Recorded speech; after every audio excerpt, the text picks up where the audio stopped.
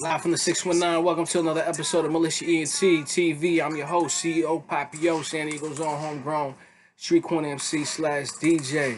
And on today's episode, I'm going to be breaking down the top 5 greatest rappers signed to Roc-A-Fella Records from 1996 to 2003. The way I came up with this list, albums, of course, mixtapes, features, ghostwriting, just overall rap skills, classic verses. Honorable mention list, I'm gonna go with Petey Crack, Jim Jones. Who else we got on there? Shout out to Sauce Money. He was I don't believe he was signed to Roc-A-Fella, but he was definitely around in the beginning stages of Roc-A-Fella Records. Roc-A-Fella Records influenced me heavily. Probably my favorite record label of all time. Watching them go from independent to a major, making history. Well, I had to pull out the Roc-A-Wear hat for this episode right here. They went from music to clothing to alcohol to movies. Inspired not only me, but many artists that made history in the rap game that came after JayZ. This list will be excluding JayZ because he would obviously be number 1 on this list, being one of the greatest rappers of all time. I got him top 10. Anywhere you want to put him is fine with me. In regards to his catalog, I put his catalog up with any other artist in the history of the rap game. Probably the best catalog of all time. So let me start off with a couple of honorable. Okay. So we said Jim Jones, and I got Kanye West, and Young Chris from the Young Guns, and of course Petey Crack. Those are my honorable mentions.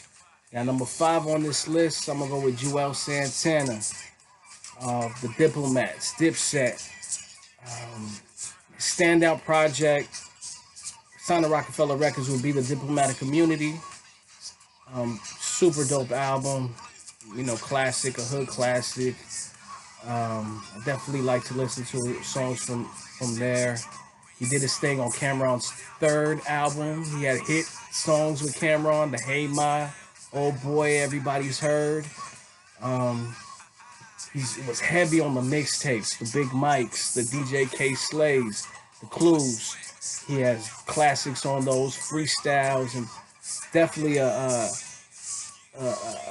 big artist that was post 2000, that dropped after 2000 as a solo artist. He was definitely at the top of the game in the early 2000s, around the time I started to MC and take this rap thing serious. The reason why he's not higher on my list is because of his albums. When he dropped his first album, it was highly anticipated and didn't live up to the hype or the anticipation. Had a couple songs. His second solo project was better. Had some hot joints on there. Mic Check, Shatas. I thought that album was alright, but it wasn't a classic. So yeah, he's number 5, Juelz Santana. Number 4, I'm gonna go with Memphis Bleek. That's JayZ's protege. He was on his first album. On JayZ's 3rd album, Hard Knock Life Volume 2. He was on the intro. He was on Coming of Age 2. I love those songs right there. And he was on It's Alright. That was a video that was played on BET, and that was the introduction to a lot of people to the world. Memphis Bleek, heavy on the mixtapes.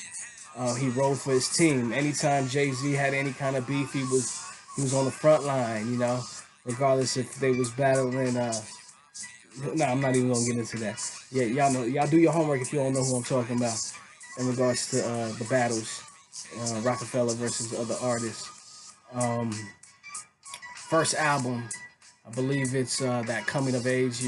I copped that in high school. I love that album right there. I can still listen to it to this day. His second album was even better than that. He got the Iron 5 on the second album. He got the Mind Right remix. His 3rd album was actually pretty good as well. So that's why I had to put Bleek. You ask most people will be like, yo, Juelz is definitely better than Bleek. Because Bleek was very underrated, or maybe he was being compared to JayZ too much, and people, didn't think he was as talented as he actually was. But if you go do your research and listen to, I'm gonna recommend that second album. That second album was super dope. I believe it's Understanding. Had I Not Five, I Get High. Oh man, it's a hot one, yo. So number 4, Memphis Bleak.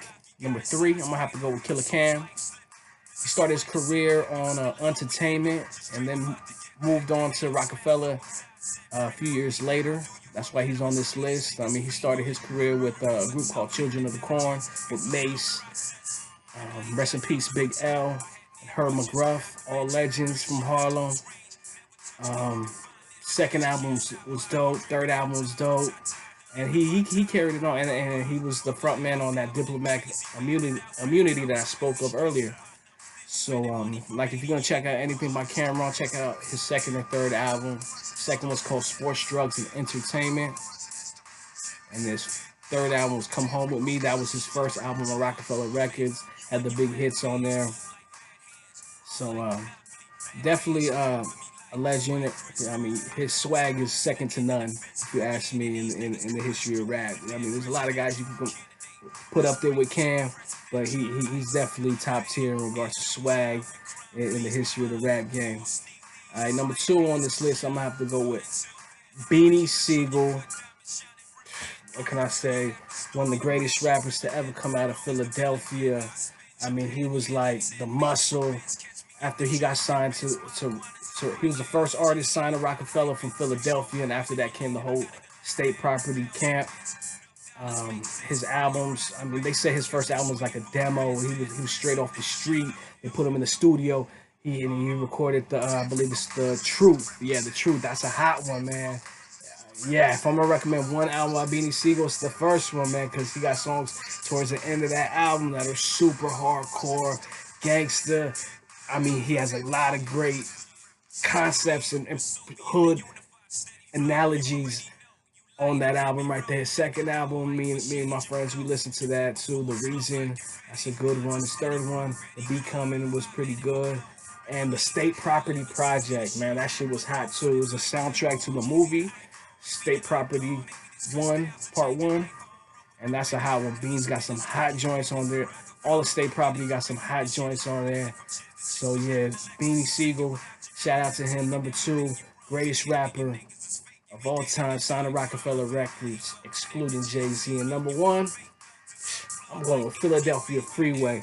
Philadelphia Freeway has a great story, man. When I first heard of Freeway, it was on the Roc-A-Fella, the Dynasty compilations. It looks like a JayZ album, but it's really a Roc-A-Fella Records compilation album. And Freeway was on that 1-900 Hustler. A few months later, after that LP dropped, I took a trip to visit my aunt in New York. Got my hands on the DJ Clue Heavy Components Part 2. It was a Hot 97 freestyle with Beanie Sigel and Freeway. And Freeway absolutely destroyed the mic. Everybody was talking about him. Next thing you know, a tape comes out of Freeway battling Cassidy. And Cassidy is arguably one of the greatest battle rappers of all time. So you can do your research and watch the tape on YouTube. But, you know, needless to say, Cassidy won that battle, and it really hurt Freeway's campaign. His first album drop was not what I anticipated. Very disappointing in his first album. The singles were hot. The Flip Side, Things We Do. I mean, those are classic singles, classic songs. But the album as a whole, I was very disappointed. I thought it was over for Freeway, but he kept grinding. Put out his second album in 2007, Free at Last. Classic, baby. That shit is fire. I mean, the singles don't even do the album justice. That's how hot the fucking album was, man. I was very proud to see an artist that seemed like he was down on his luck, and he didn't give up on his dream, on, you know, on the life that he envisioned for himself as a hip-hop legend. And he just kept it going. He dropped a stimulus package after the Free at Last. I love that album as well. And since then, he's dropped classic albums and mixtapes. I mean, just go on any streaming platform and check out these albums by Philadelphia Freeway. You know, I'm aware that he's going through some medical issues right now due to kidney failure. He's going through dialysis, so I'm definitely praying for Freeway. I know all his fans are. Um, he represents for the Islam fan base in hip hop, and he's got the formula. He knows how to make really good music. I honestly think he's pretty underrated in the grand scheme of things in regards to lyricists. So that's why I felt it was important to do this list, not only to let people know how much Roc-A-Fella influenced me personally and how talented of an artist Freeway is. To put him above Beanie Siegel, Cameron, Memphis Bleak, Juelz, that speaks for itself, man. So definitely shout out to him. Peace to Freeway. I mean, I'm praying that you get better soon. And that's about it, man. I hope you guys enjoyed this episode of Militia ENT TV. My next top 5 greatest list will probably be top 5 greatest producers of all time in the history of rap music. So you definitely want to check that out. Be on the lookout for that. And that's peace, man. Y'all be safe, man. CEO Papi-Yo.